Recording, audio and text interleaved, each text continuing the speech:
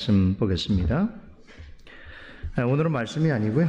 오늘은 요리문답만 보겠습니다. 우리 127문 337페이지 52주일 127문입니다. 한 목소리로 문답하도록 하겠습니다. 127문 여섯째 간구는 무엇입니까? 우리를 시험에 들지 말게 하옵시며 다만 악에서 구옵소서로 이런 간구입니다. 우리 자신만으로는 너무나 연약하여 우리는 한순간도 스스로 설 수 없사오며 우리의 불구대천에 원수인 마귀와 세상과 우리의 육신은 끊임없이 우리를 공격하나이다. 그러함으로 주의 성령의 힘으로 우리를 친히 붙드시고 강하게 하셔서 우리가 이 영적 전쟁에서 패하여 거꾸로 지지 않고 마침내 완전한 승리를 얻을 때까지 우리의 원수에 대해 항상 굳세게 대항하게 하시옵소서.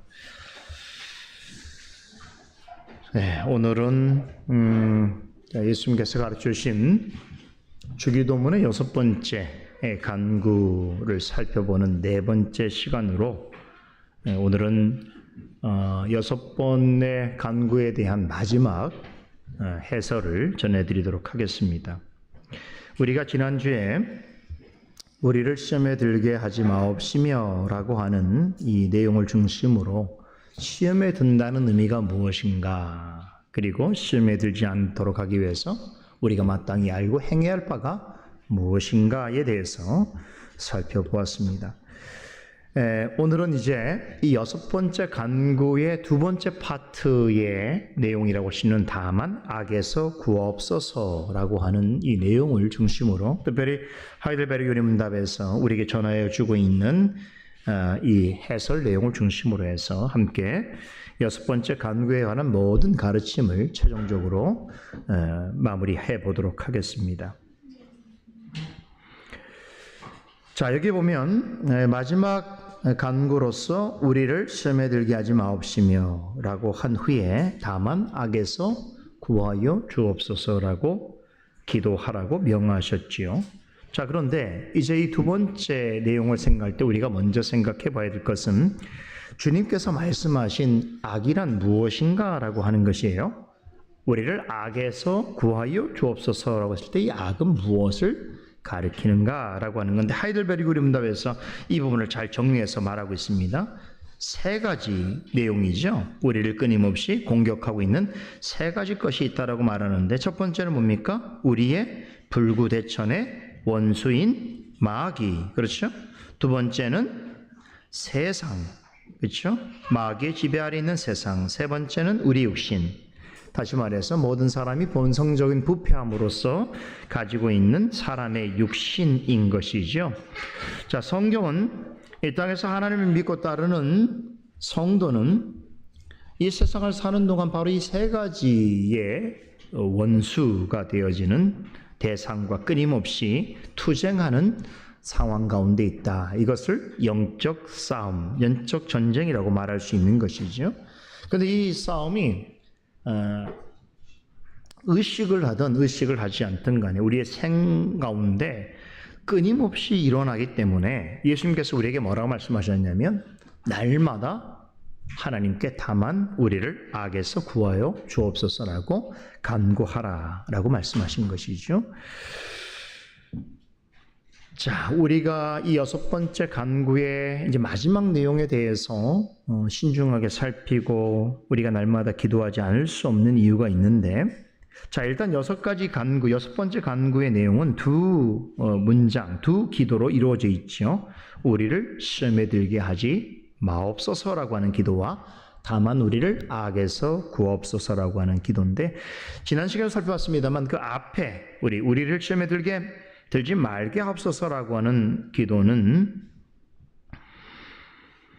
이런 내용이었죠. 우리는 누구나 시험을 받는 일은 누구에게나 있는 일이죠. 그런데 시험을 받는다 하더라도 시험에 드는 자가 있고 시험에 들지 않는 자가 있다는 거예요.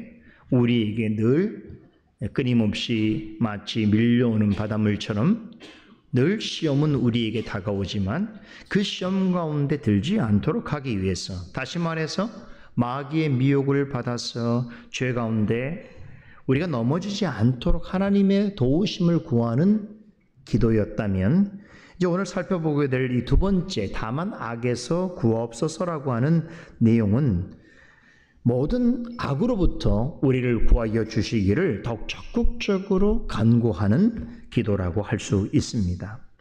자, 그런데 하이델베르 요리문답 127문답에서는 악에서 구하옵소서라고 하는 기도에서 가장 먼저 말하는 악으로서 우선적으로 모든 믿는 자의 원수인 마귀라고 설명하고 있습니다. 자, 이 부분은 굉장히 중요한 부분이에요. 왜냐하면 이제 우리가 지금 보고 있는 우리말 성경에는 번역이 어떻게 돼 있어요? 다만 악에서 우리를 구하옵소서라고 돼 있는데, 원문 성경에 보면 다만 그 악한 자에게서 우리를 구하옵소서 이렇게 기록이 돼 있기 때문입니다. 자, 이게 왜 중요한 것이냐면 예수님께서 우리에게 말씀하신 악으로부터 우리를 구해달라고 하는 이 악의 성격은 어떤 추상적이거나 혹은 일반적인 악이 아니라는 것이에요. 분명한 대상이 있습니다. 그 대상이 누구냐면 첫 번째 살인자요, 거짓말장이요, 항상 속이는 자인 누구예요? 마귀라는 거예요. 사탄이라는 거예요. 근데 마귀는 고도의 인격성을 가지고 있죠. 그래서 마귀가 처음 등장하는 장면이 어디였습니까? 에덴 동산에서 있죠. 에덴 동산에서 마귀는 어떤 자였죠? 속이는 자고 미혹하는 자이고 사람을 죄와 악에 빠뜨리는 그런 존재였지요. 그 때문에 아담과 하와를 비롯해서 이후의 모든 사람들은 죄와 사망의 권세 아래 있게 되었고 하나님의 공의로운 심판 가운데 있게 되었습니다. 사탄이 어느 정도 자기의 속의 목적을 이루었다라고 볼 수 있는 것이겠죠. 자, 그 악한 자라고 불리는 사탄은 히브리어로 말하자면 대적자 혹은 대항자라고 하는 뜻입니다. 그러니까 사탄은 하나님을 대적하고 대항하는 모든 악한 세력의 우두머리다 이렇게 말할 수 있겠죠.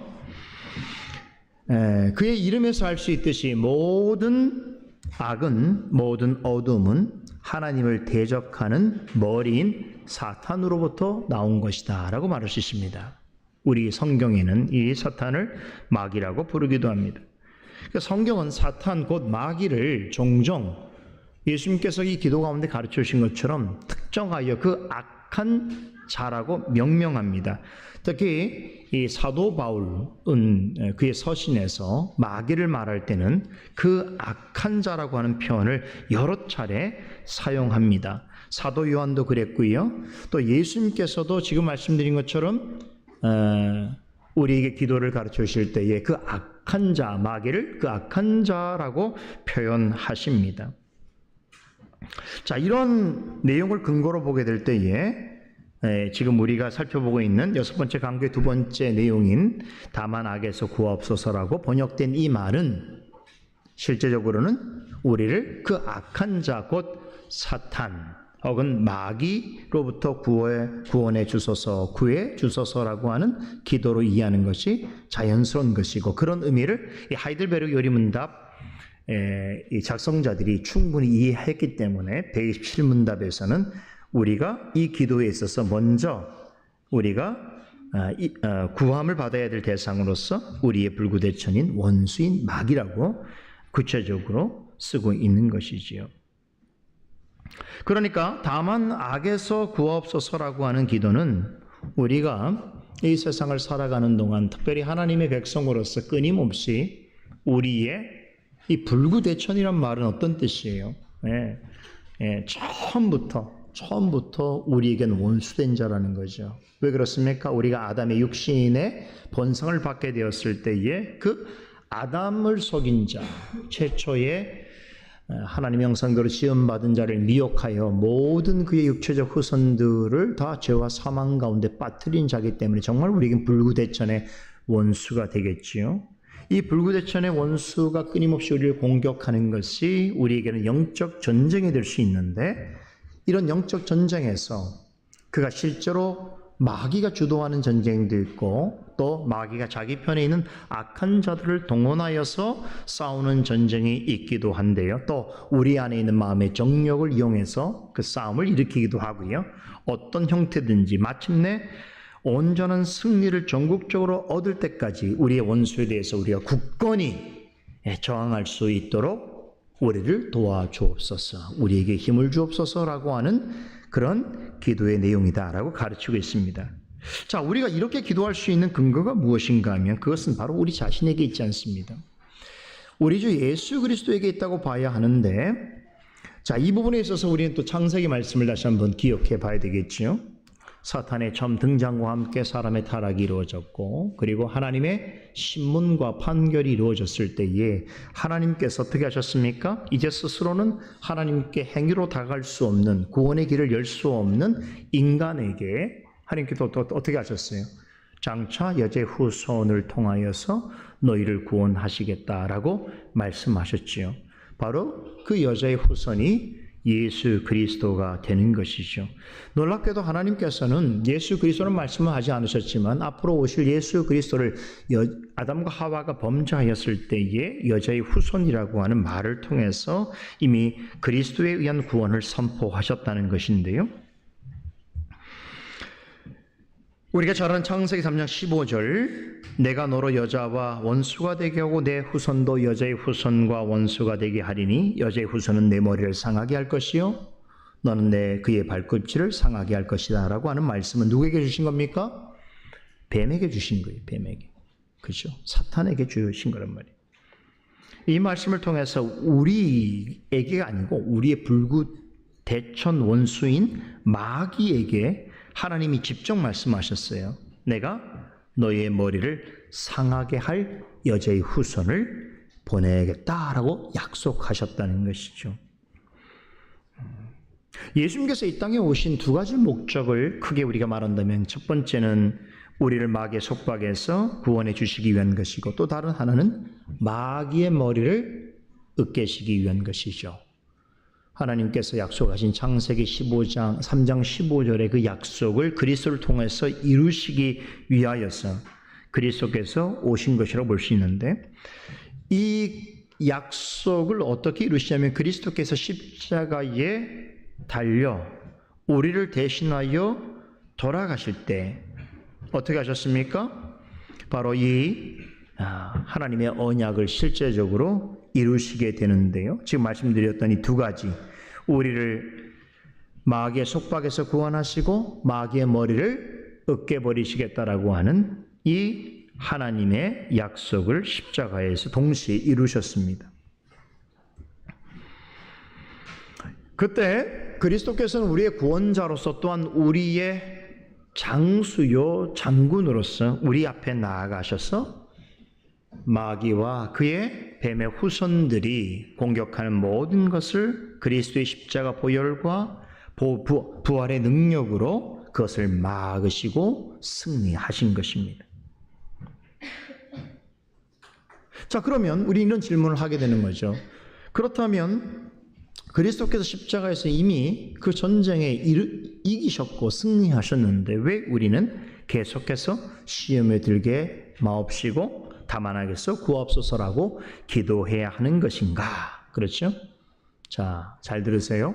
이 기도를 왜 우리는 해야 하는가라고 하면 그리스도께서 이 전쟁에서 승리하지 못했기 때문이 아니라 오히려 이 기도를 통해서 주님께서 우리에게 하신 일이 어떠한가를 우리가 기억하고 또 그리스도의 죽으심과 부활을 통해서 이루신 승리에 우리로 하여금 참여하게 하며 그리스도께서 십자가에 성취하신 승리의 전리품들을 우리와 함께 나누시기 위한 것입니다.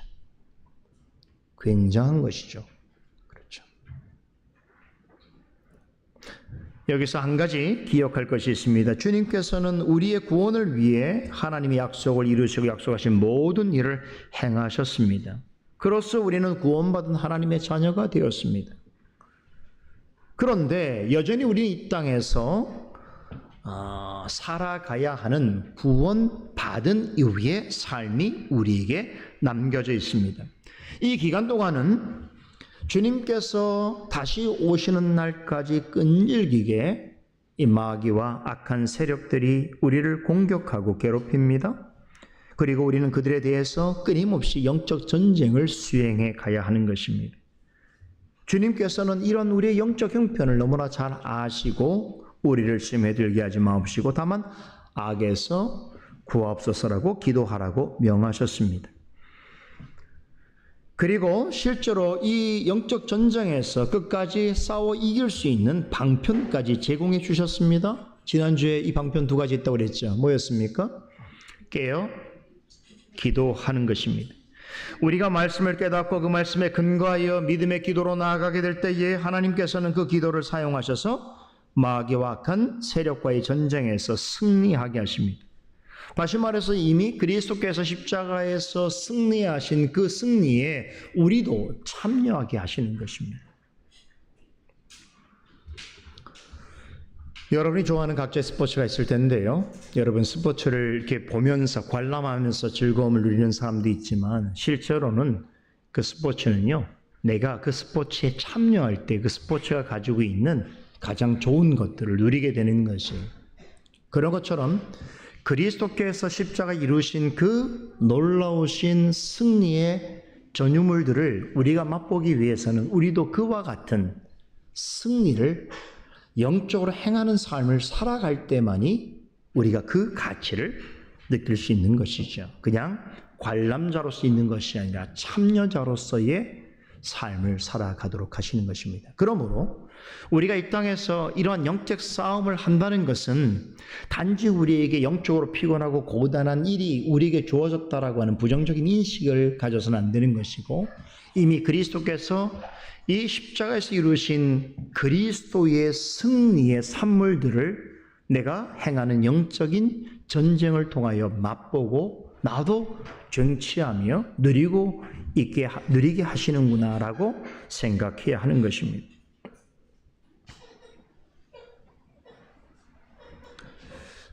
그런 까닭에 사도 바울은 에베소서 6장에서 그리스도를 주로 믿고 고백하는 성도들에게 이 거룩하고 신령한 전쟁에 참여하는 것을 주저하지 말라고 권하지요.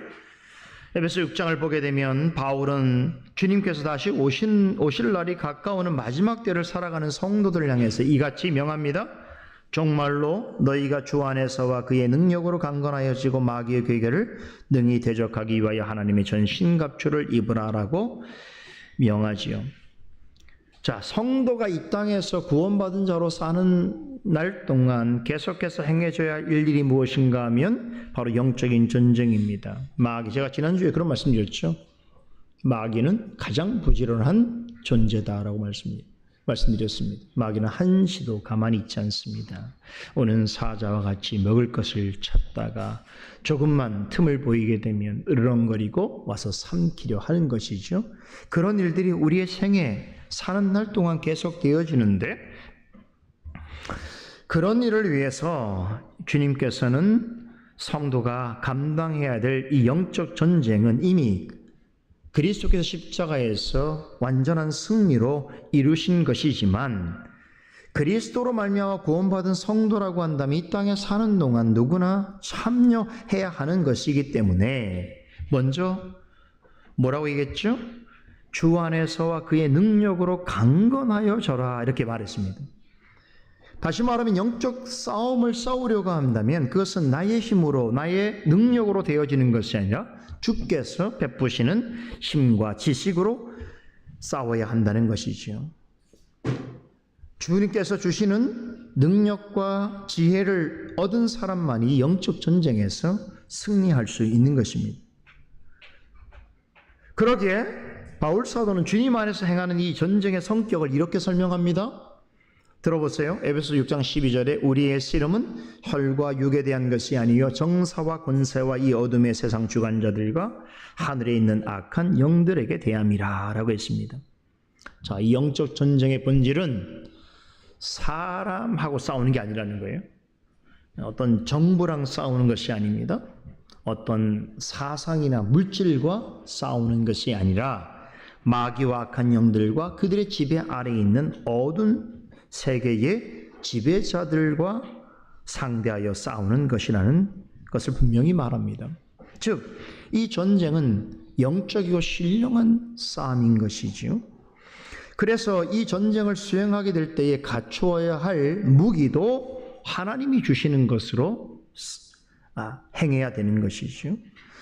영적 전쟁은 이 땅에 존재하는 어떤 군대나 또 어떤 군대에 사용하는 무기를 동원하여 싸우는 싸움이 아니라는 것이죠. 영적 전쟁에서 필요한 무기가 있다면 그 역시도 신령한 것이어야 된다는 것이에요. 그래서 이것을 누가 제공해 줍니까? 하나님께서 주시면서 이것을 하나님의 전신갑주라고 말씀하셨지요.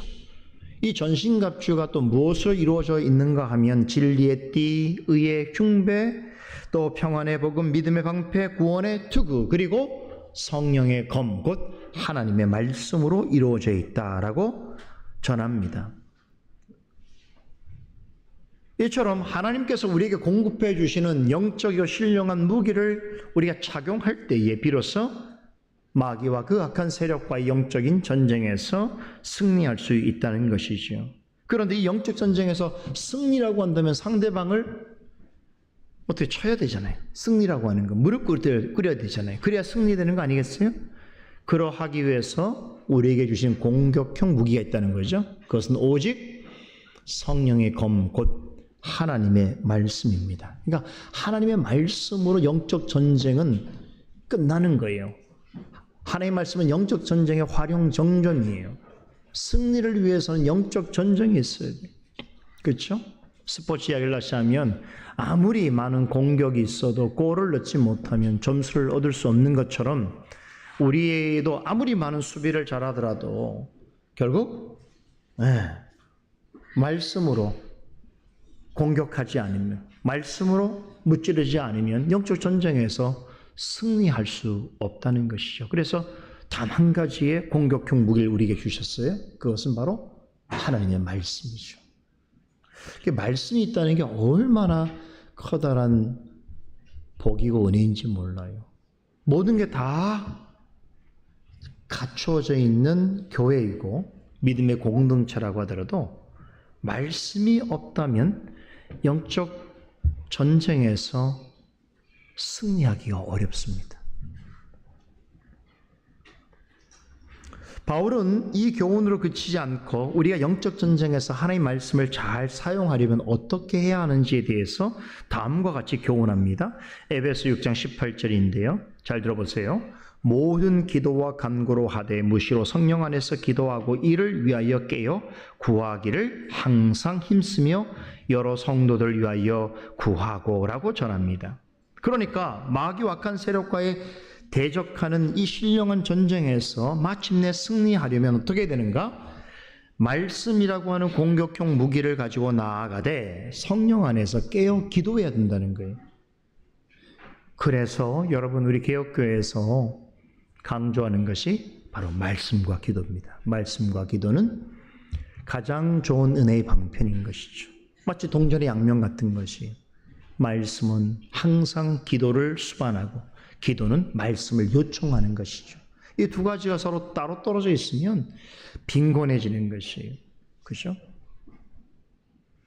말씀을 강조하는데 기도하지 않으면 지식주의로 가기 쉽고 자기를 자랑하는 곳으로 가기 쉽고 또 기도는 있는데 말씀을 중요하게 하지 않으면 신령주의나 신비주의로 가기 쉽습니다.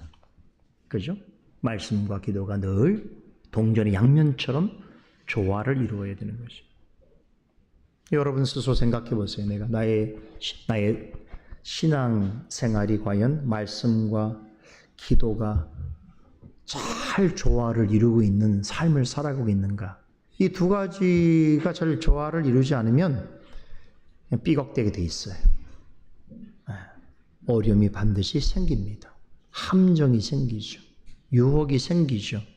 실족하는 마음이 들죠. 인내하지 못하죠. 불평하지요. 원망하지요. 다툼과 갈등이 생깁니다. 그죠? 근데 이 두 가지만 균형추를 잘 맞추면요, 그런 성도는 정말 보배론자가 되는 거예요. 보배론자가 돼요. 제가 하는 말이 빈말이 아닌 것을 우리 솔리데오 글로리아 교회 성도님들이 보여주고 있습니다. 더 정진하시기 바랍니다.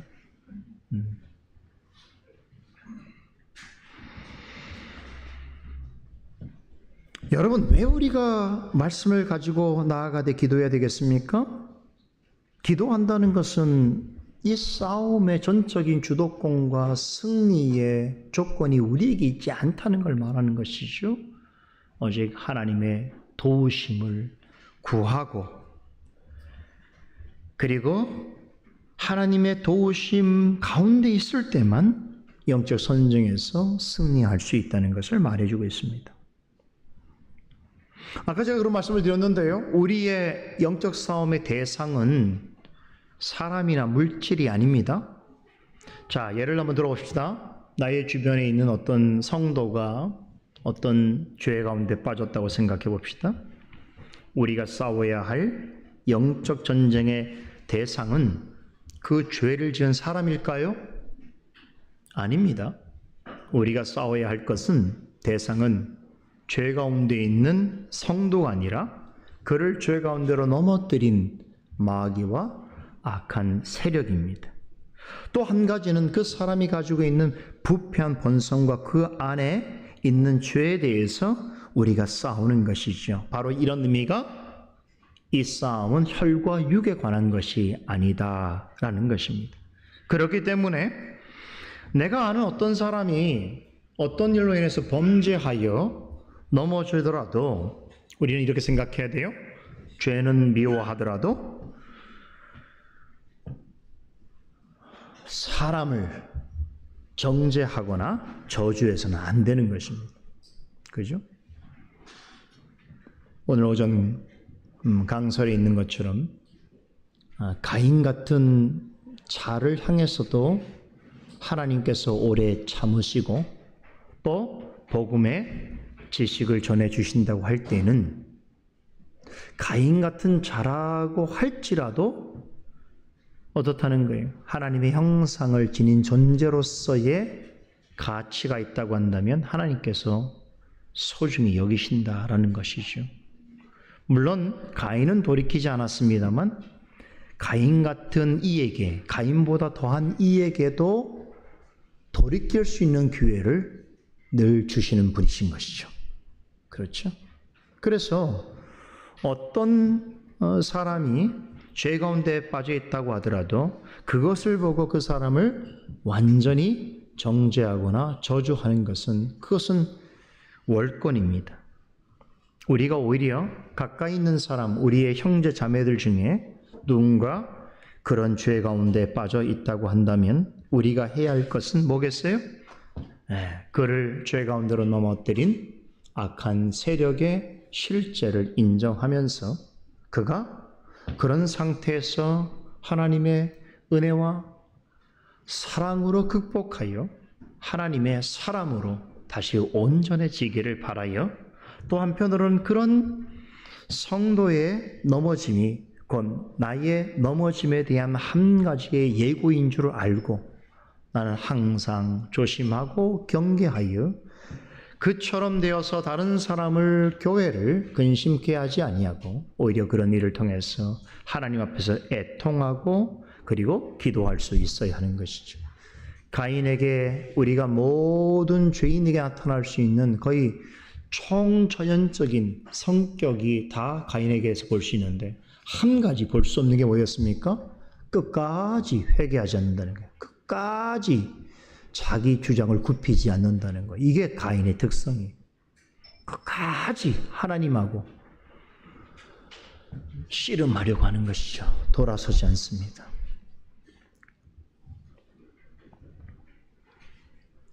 그러나 우리 주변에 아직 깨닫지 못하여 그런 자리에 있을지라도 가인 같은 자가 없기를 바랍니다. 가인은 택함받지 못한 자의 대표이지요. 그러지 않은 경우에 있어서는, 어떤 경우에서는 강도 같은 이도 마지막 순간에 예수님과 함께 십자가에 달려 있다라고 하는 이유로 인해서 구원받게 되기도 했습니다. 그렇다고 한다면 우리 주변에 있는 약한 자를 위해서, 또 제 가운데 넘어지고 씨름하고 있는 자를 위해서 우리 또한 인내하면서 그를 위하여 기도하고 간구해야 하는 것이겠죠. 하나님께서 그 영혼을 불쌍히 여겨주시기를 바라고 그의 잘못을 깨닫고 돌아설 수 있도록 기도해야 하는 것입니다. 지금 이런 기도의 내용이 이 마지막 6번째의 간구의 내용에 다 포함되어 있는 우리가 해야 될 바인 것이죠. 이렇게 하나님께 도우심을 구하는 기도를 드리면서 죄를 지은 자에게는 말씀으로 권면하고 훈계하고 책망함으로써 돌이킬 수 있도록 도와야 하는 것이죠. 이것이 신령한 전쟁에 참가하는 그런 성도의 모습인 것이죠. 앞서도 말씀을 드렸습니다만 우리가 이렇게 할 수 있는 근거는 우리 자신에게 있지 않습니다. 신령한 전쟁에서 나의 힘과 지식은 무용지물일 때가 많습니다.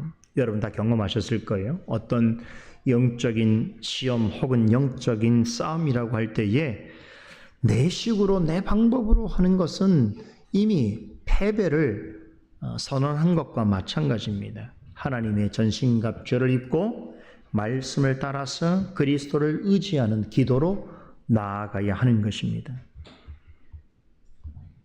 이때 우리가 잊어서는 안 되는 것은 믿는 자로서 싸우는 영적 싸움의 최종 승패는 이미 결정되어진 것이다. 이미 그리스도 안에서 승리할 것이 확보된 것입니다. 그럼 크게 비유하자면 우리나라도 과거에 전쟁이 있었습니다. 남북전쟁이 있었죠.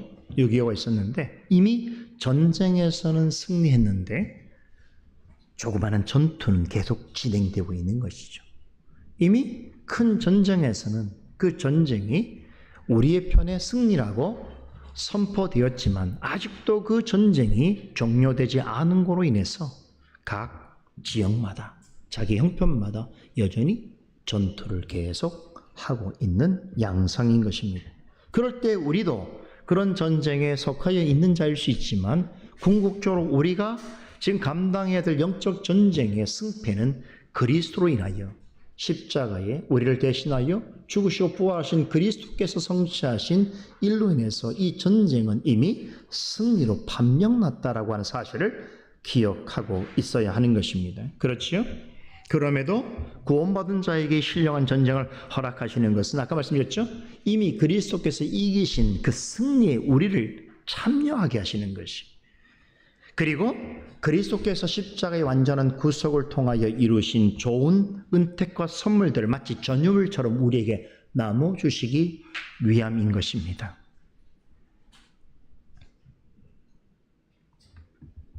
바로 이러한 믿음을 가지고 말씀과 기도 가운데 영적 전쟁에 참여하는 사람들은 태도가 달라요. 생각도 달라요. 그렇죠? 쫓기는 자 같지 않습니다. 두려워하지 않습니다. 왜 그렇습니까? 이를 통해서 하나님께서 오히려 그리스도 안에서 이루신 은혜와 복들을 나눠주시고 그리스도의 승리에 참여하게 하실 것이기 때문에, 그리고 그리스도께서 이기신 그 승리와 함께 우리 역시도 승리의 계가를 그리스도를 통하여 부르게 될 때에 하나님의 영광을 나타내게 될 것을 알고 이 부르심 앞에 영적 전쟁에 나서는 그리스도인으로서의, 그리스도의 군사로서의 부르심 앞에 강렬한 영적인 믿음과 소망을 갖게 된다는 것이죠. 그렇죠? 이게 영적 전쟁을 바라보는 새로운 놀라운 인식이죠. 그렇죠. 하이델베르 요리문답 127문은 문답은 날마다 우리가 싸우고 승리해야 하는 대상이 그 악한 자인 마귀라는 것을 밝히면서 동시에 끊임없이 우리를 공격하는 또 다른 원수들이 있다고 소개하죠. 뭡니까? 타락한 이 세상과 부패한 죄성으로 오염된 우리의 육체입니다. 왜 믿는 자는 이것들을 주의하지 않으면 안 되는가 하면 대부분 영적 전쟁은, 영적 시험은 타락한 세상과 우리의 죄로 부패된 육체를 통하여 이루어지는 것이기 때문에 그렇습니다. 이제 이것을 우리가 잘 알게 됐죠. 에덴 동산에서 뱀이 하와를 속이는 방식, 미혹할 때에 어떻게 했습니까? 선악을 알게 하는 나무의 실과를 아주 매력적인 것으로, 다시 말하면 자신의 욕망을 충족해 줄 수 있는 대상으로 바라볼 수 있게 했다는 것이, 이게 미혹인 것이죠. 하나님 편에서 선과 악을 분명히 말씀하시고, 선이란 하나님의 말씀을 따라 행하는 것이고, 악이란 하나님께서 하지 말라는 걸 행하지 않는 것이 악인데, 하나님께서 먹지 말라고 하신 악으로 규정하신 것을 자신이 선한 일로 생각하여 행하는 것이 결국 죄가 되는 것이죠. 그렇죠? 그런데 분명히 먹지 말라고 하셨는데, 먹을 것은 생명나무라고 말씀하셨는데, 어느 날 뱀의 미혹을 받은 하와의 눈에 이 먹지 말라고 말씀하신 선악을 알게 하는 실과가 어떻게 보였다고요? 먹음직도 하고 모함직도 하고 자신을 지롭게 할 만큼 매우 탐스럽게 보였다라는 것이죠. 그만큼 아름답고 매력적으로 보이게 된 것입니다. 마귀는 이처럼 우리로 하여금 이 세상의 실은 죄악이 가득한 것이고 하나님 편에서 선과 악의 구분이 명료한 것들을 어떻게 보게 합니까? 마치 뱀의 미혹을 받은 하와의 시선으로 바라보도록 우리를 속이는 것이지요. 그래서 하나님 편에서는 매우 더럽고 추한 것들을 세상의 관점에서는 한없이 아름답고 매력적인 것으로 생각하게 하는 것이지요. 그렇죠. 우리가 지난주에 잠언 말씀에서 술 먹는 것도 다 이런 비유이죠. 그죠? 술이 주는 위험이 분명히 있음에도 불구하고 술을 많이 마시면, 비싼 술을 마시면 어떻게 된다는 거예요? 세상이 아름답게 보인다는 거예요. 세상이 매력적으로 보인다는 거죠. 그죠? 그래서 우리로 하여금 자꾸 그런 자리에 유인하는 거죠. 참 이 믿음으로 사는 우리 남성노님들은, 여성노님들 마찬가지지만 사회생활 하는데 우리 한국 같은 사회 속에서 어떤 사람들과 어울려서 어떤 관계를 맺고 무슨 일을 할 때에 참 관습적으로 요구되어지는 것이, 당연시 요구되는 것들이 되게 많지 않습니까? 남성들 모이면 당연히 술을 마셔야 되고, 그죠? 어떤 비즈니스를 위해서 골프도 쳐야 되고, 그죠? 당연하게 생각하는 것들이 있거든요. 근데 그 당연한 것들, 그들이 보기에는 그것이 아름답고 매력적이라고 생각하는 것들을 놓으라고 말할 수 있는 것은 참 엄청난 용기고 도전이거든요. 그건 참 믿음으로 행하지 않으면 어려운 일인데, 참 우리 교회 성도님들뿐만 아니라 이렇게 믿음의 생활을 하시는 분들을 보게 될 때에 참 사회생활이 되게 어렵고 힘들 수 있는 그런 형편이 눈앞에 보이고, 또 이런 일을 내가 참여하지 않았을 때 당하게 되는 불의하고 억울한 일이 있음을 알매도 불구하고 믿음으로 하나님께서 기뻐하시는 일과 그렇지 않은 일을 명료하게 판단하여 그 가운데 선다는 것은 대단한 일이라고 생각해요. 저는 그런 성도님들을 참말로 격려하고 존중하고 존경합니다. 쉬운 일이 아닙니다. 그렇죠?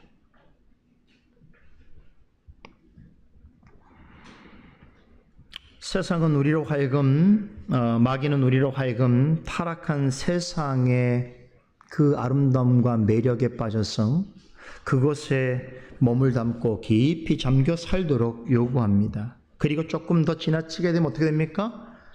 하나님을 떠나서 그 떠난 삶 속에서 인생의 행복과 만족을 찾도록 요구하는 것이지요. 그리고 세상에 속한 그 어떤 것을 하나님 같은 존재로 여기면서 살아가도록 유혹하고 거짓말합니다.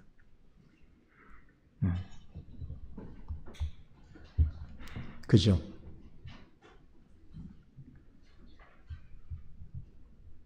그러게 성령께서는 사도 요한의 입술을 빌려서 이렇게 말씀하십니다. 요한일서 2장 15절 17절에 이르기를 이 세상이나 세상에 있는 것들을 사랑하지 말라. 누구든지 세상을 사랑하면 하나님의 사랑이 그 속에 있지 아니하고 이는 세상에 있는 모든 것이 육신의 정욕과 안목의 정욕과 이생의 자랑이니 다 아버지께로 쫓아온 것이 아니요 세상으로 쫓아온 것이라.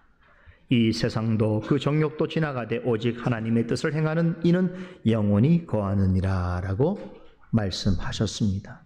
요한일서 3장 13절에서도 세상이 너희를 미워하여도 이상히 여기지 말라 이렇게 말씀하셨어요. 요한일서의 3장에서 말하고 있는 이 세상은 우리가 알고 있는 사람들이 모여 사는 사회를 말하는 것이 아니에요. 그런 세상이 아니고요. 소사이어티를 말하는 것이 아니라 여기서 말하고 있는 세상은 본질적으로 하나님을 대적하고 하나님의 진리를 거부하는 것을 당연하게 여기는 부패한 세상을 말하는 것입니다. 바로 가인이 꿈꿨던 세상, 롯의 가족이 잠시 동안 동경했던 세상인 것이죠.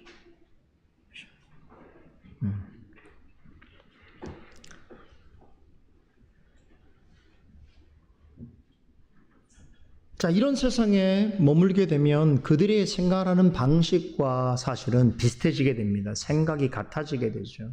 그래서 그들이 갖고 있는 죄의 소원이 무엇이냐면 오늘 사도 요한이 이야기한 것처럼 육신의 정욕과 안목의 정욕과 이생의 자랑이거든요. 그러니까 이런 것들이 하나님을 떠나 있는 세상에서 갖고 있는 자연스러운 소원이에요. 이 소원을 여러분 결국 이룬다고 할 때는 무엇이 남겠습니까?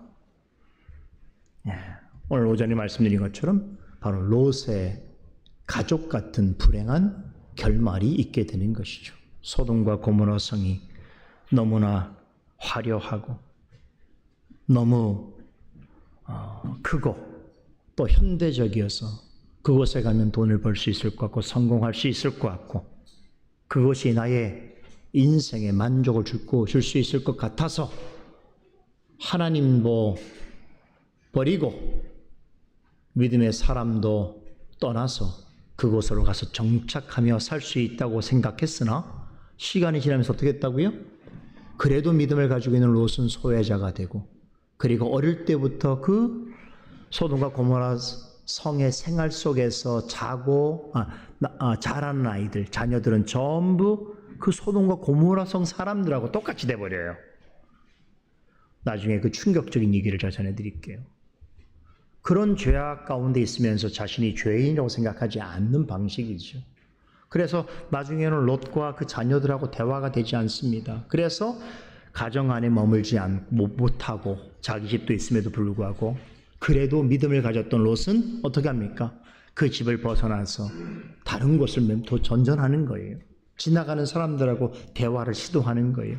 집안에서는 대화가 안 돼요. 왜냐하면 이미 소돔과 고모라 생활에 젖어 있는 자기의 가족들이기 때문에 대화가 할 수 없어요. 우리도 그런 경우가 있을 수 있잖아요. 어떤 한 믿음의 가정이 있는데 가정의 식구들 중에 어떤 사람은 굉장히 신앙적으로 살기 원해 나머지 가족들은 다 세속적이에요. 그럼 밥상머리에 앉아도 할 말이 없는 거예요. 그죠? 무슨 말을 나눠야 될지 알 수가 없는 거예요. 그러다 보면 어떡합니까? 대화를 깊이 할 수밖에 없고 대화를 깊이 하게 되면 어떻게 됩니까? 서로의 생각이 달라지게 되죠. 혈육이라고 해도 남처럼 살게 되는 거죠. 그런 게 현대 가정이 있지 않습니까? 그래서 이게 믿음 가운데 한 믿음을 가지고 가정을 세워간다는 것은 제가 볼 때는 더할 나위 없는 축복인 것 같아요. 근데 이 축복을 귀하다고 생각하지 않는 게 문제인 거죠. 그죠?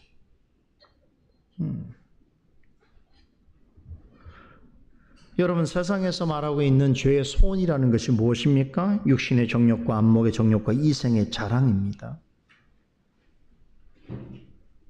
그런데 요한일서 5장 19절에 보게 되면 여러분 이런 것들이 다 어디에 있다고 말하냐면 우리의 철전지 원수이자 우리의 불구대처인 원수인 마귀의 지배 아래에 있는 세상이라고 말합니다. 이런 세상에 젖어 사는 사람들은 어떻게 합니까? 가인의 이제 면모를 가지게 되죠. 그래서 다른 일에 있어서 멀쩡해 보이는데 꼭 영적인 일에 있어서 하나님을 섬기는 일에 있어서는 아벨 같은 이가 이렇게 미워 보이는 거예요. 이유가 별로 없어요, 사실은. 그렇게 미워할 이유가 없는데 꼭 이렇게 영적인 싸움 가운데 있는 관점에서 볼 때는 쉽게 말하면 자신이 하나님께 축복을 받지 못한다. 내 인생이 행복하지 않다라고 하는 이유가 자기 자신의 죄악의 문제에 있어도 그것을 자기 자신의 문제로 생각하지 않고 누구에게 원인을 찾는 거죠. 그 원인 중에 가장 만만한 자들이 누구냐면 하나님을 섬기는 자들이에요. 그죠?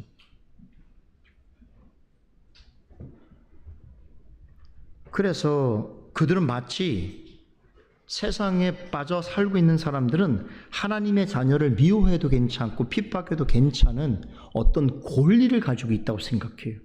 그러니까 그것이 얼마나 커다란 하나님 앞에서의 죄라고 죄인가에 대한 부분을 전혀 생각하지 않습니다. 그래서 실제 역사를 보세요, 여러분. 기독교 역사를 보게 돼도 기독교 우리 믿음의 선진들이 이 땅에서 핍박받고 고문받고 죽임을 당하는 일에 대해서 여러분 그 일을 사과하고 회개하는 역사가 있습니까? 그런 일을 행하는 사람들은 전혀 그런 생각을 갖지 않습니다.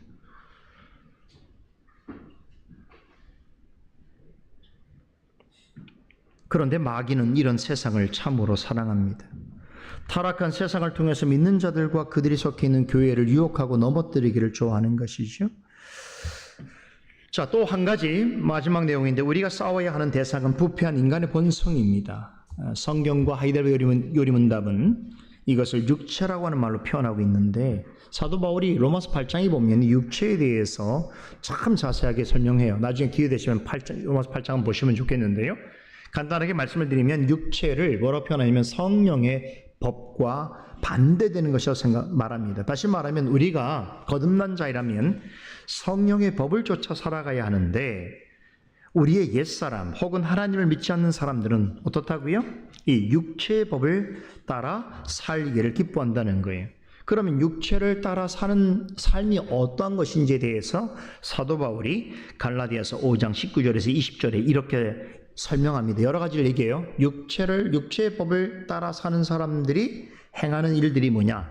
음행, 더러운 것, 호색, 우상숭배, 주술, 원수 맺는 것, 분쟁, 시기, 분냄, 당짓는 것, 분열, 이단, 투기, 술취함, 방탕함 이런 것들은 육체에 관한 일인데 놀랍게도 사도 바울은 이런 일로부터 돌아서지 아니하는 자는 하나님 나라를 유업으로 받을 수 없다라고 경고합니다.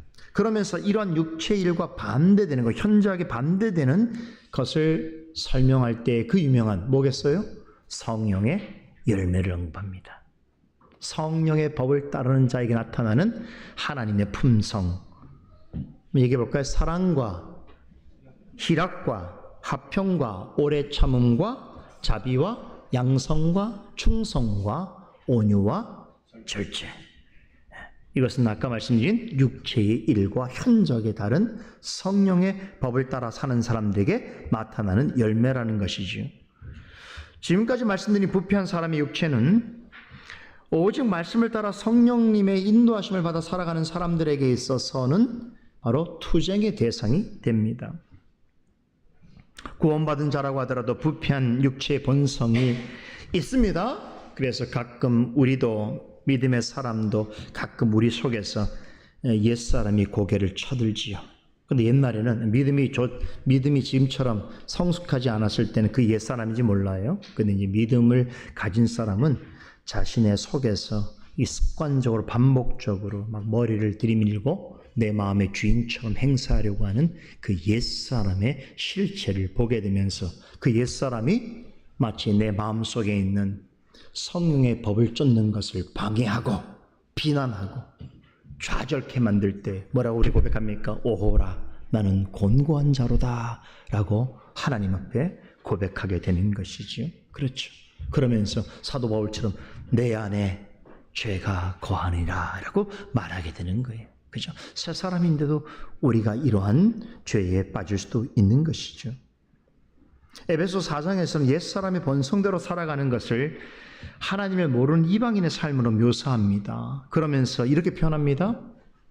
옛사람의 본성으로 산다는 것은 마음이 허망하고 하나님의 총명이 어두워지고 무지하고 굳어진 마음이 들어서 마치 하나님의 생명에서 떠난 자처럼 영적인 감각이 사라져서 자신을 방탕으로 내몰고 더러운 일에 욕망을 품고 하나님의 말씀으로부터 결국에는 떠나는 자다 이렇게 말합니다. 이 중에 한 가지라도 있으면 이게 우리 옛사람의 본성을 쫓는 것이겠죠. 그런데 이러한 가끔 믿는 자 안에서도 수시로 출몰하는 옛사람의 그 습성을 쫓는 문제를 해결할 방법까지 제시합니다. 에베소서 4장 21절 24절 같이 찾아볼까요? 자, 이 말씀을 찾아보겠습니다. 에베소서 4장 21절에서 24절입니다.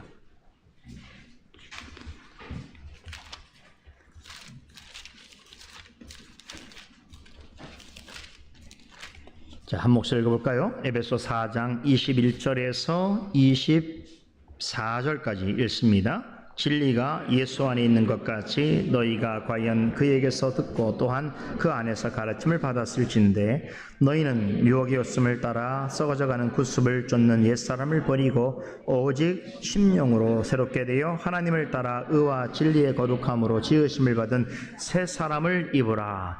자, 이 말씀 너무나 소중하지요? 두 가지 교훈으로 정리할 수 있겠어요. 첫 번째는 우리가 옛사람의 본성을 이길 수 있는 방법으로 제시된 게 뭐냐면 말씀의 바른 가르침을 받아야 한다는 거예요. 21절 보세요. 진리가 예수 안에 있는 것 같이 너희가 과연 그에게서 듣고 또한 그 안에서 가르침을 받았을진데, 그러니까 이 바른 말씀의 가르침을 받는 것은 너무너무 중요해요. 여기서부터 모든 게 출발돼요. 그렇죠?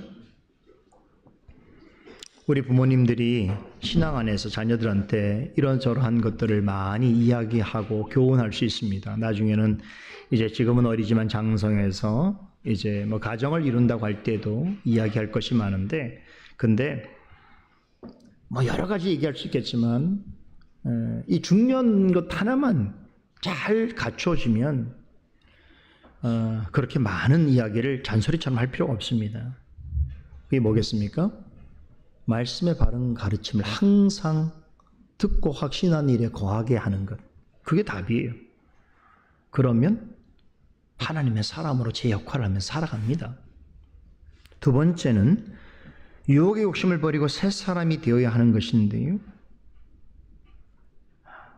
23절 24절에 오직 심령으로 새롭게 되어 하나님을 따라 의와 진리의 거룩함으로 지으심을 받은 새 사람을 입으라는데, 여러분들 아주 흥미로운 표현이 있죠. 새 사람을 입으라 그래요. 여러분, 새 사람을 입으라는 뜻이 뭔지 아세요? 이걸 마치 뭘로 비유하는 것 같습니까? 옷을 입는 것처럼 비유하는 거예요. 그러니까 우리는요, 사실은 날마다 새로운 사람이 되는 거예요. 우리가 날마다 새 옷을 입고 나가듯이 우리는 날마다 하나님 앞에서 새로운 사람, 새 은혜로 새로운 삶을 살아가는 사람이에요. 실제로 우리가 살아가는 오늘 하루는 과거에는 없었던 새날이잖아요. 내일도 우리에게는 이전에 없었던 새날을 살아가겠지요. 그런 날마다 새롭게 살아가는 그 날들을 마치 매일같이 새로운 옷을 갈아입는 것처럼 새로운 사람으로, 이걸 또 조금 다르게 말하면 여러분, 우리의 큰 위로가 되는 것이, 옷은요, 오늘 새 옷을 입고 나갔지만 어떤 일로 옷이 더러워질 수 있잖아요. 그럼 어떡합니까? 그 옷을 벗어놓고 새 옷을 갈아입듯이 우리가 오늘 하나님 앞에 좀 옛사람처럼 살았던 일들이 있다고 하더라도 그렇잖아요. 오늘 저녁에 하나님께 회개하고 내일 주시는 새날은 새 사람으로 살아가기를 원합니다 라고 하고, 새날이 주어졌을 때 새 사람으로 살아갈 수 있는 용기와 격려가 되어지는 말씀이기도 하는 것이죠. 이해되시죠? 이렇게 되어지기 위해서까지 우리가 날마다 해야 될 기도가 뭐냐면 주기도문의 6번째 간구입니다. 시험을 받을지라도 시험에 들지 말고 그 악한 자로부터 우리를 구하여 주옵소서라고 간구하는 것이죠. 결국 이 기도는 이 땅에서 하나님이 원하시는 성도로 끝까지 살아갈 수 있는 길은 이제 결론입니다. 단 한 가지밖에 없어요. 이것은 하나님의 은혜밖에 없다는 걸 말해주고 있는 거예요. 하나님의 은혜밖에 없어요. 새 사람으로 산다는 말씀을 드렸지만 내일 새 사람으로 살지 우리가 어떻게 알 수 있습니까? 하나님의 은혜로만 사는 거죠. 하나님의 은혜만이 우리를 하나님의 자녀로 만들었고 하나님의 은혜만이 우리를 지금까지 있게 하였으며 하나님의 은혜로만 우리의 구원이 끝까지 이루어질 줄로 믿습니다. 이것을 기도로 드리는 것이 바로 여섯 번째 간구인 것이. 우리의 구원의 시작도 은혜였고 우리의 구원의 마침도 은혜에 있습니다. 우리의 구원을 시작하신 하나님께서 마침내 우리의 구원이 온전한 승리를 얻을 때까지 은혜로 지켜주실 것을 믿고 간구하는 것이 뭐냐? 바로 여섯 번째 기도인 것이죠. 그래서 이 여섯 번째 기도 마무리를 하면서 이제 주님께서 가르치신 기도 다 배웠어요. 이제 다음 시간에 한 두 가지만 남아 있는데요. 그래서 127문 우리 문답하면서 우리가 그동안 배운 여섯 가지의 간구의 내용을 이제 마무리하도록 하겠습니다. 다시 한번 오늘 말씀드린 내용을 상기하면서 우리 127문답 문답해 보도록 하겠습니다. 127문 다시 한번 해보죠. 여섯째 간구는 무엇입니까? 우리를 시험에 들게 말게 하옵시며 다만 악에서 구하옵소서로 이런 간구입니다. 우리 자신만으로는 너무나 연약하여 우리는 한순간도 스스로 설 수 없사오며 우리의 불구대천의 원수인 마귀와 세상과 우리의 육신은 끊임없이 우리를 공격하나이다. 그러므로 주의 성령의 힘으로 우리를 진히 붙드시고 강하게 하셔서 우리가 영적 전쟁에서 패하여 거꾸로 지지 않고 마침내 완전한 승리를 얻을 때까지 우리의 원수에 대해 항상 굳세게 대항하게 하시옵소서. 와, 너무 좋은 기도죠. 기도하겠습니다. 하나님 감사합니다. 이 기도 내용을 마지막으로 주님께서 주기도문을 통하여 우리에게 가르쳐 주신 여섯 가지의 중요한 간구의 내용들을 하나하나 다 살펴볼 수 있도록 우리를 도우시고 인도하여 주신 것을 감사드립니다. 하나님, 이렇게 주님께서 가르치신 기도의 한 구절 한 구절마다 거기에 참으로 깊고 부요한 진리의 가르침들이 있습니다. 하나님, 우리가 평생 동안 듣고 배워도 다 도달할 수 없는 이 깊은 진리의 내용들을 우리의 생이 다하는 순간까지 가르쳐 주시고 깨닫게 하여 주시고 또한 이 말씀의 교훈을 따라 살아갈 수 있는 저희들이 되게 하여 주시옵소서. 이번 한 주는 이 간구의 내용을 또 우리가 마음속에 생각하면서 날마다 우리의 생에 살아가는 동안 계속되어지는 영적인 시험과 영적인 싸움 가운데서 주님께서 우리를 위해서 이미 승리하시고 또 이루신 그 속의 은총과 은택들을 우리가 맛보아 누리게 하시며 또한 이 전쟁에 참여함으로 주께서 이루신 참으로 좋은 선물들을 우리도 받아 누릴 수 있는 그러한 한 주간의 삶이 될 수 있도록 은혜를 베풀어 주시옵소서. 감사드리며 예수님의 이름으로 기도드리옵나이다. 아멘.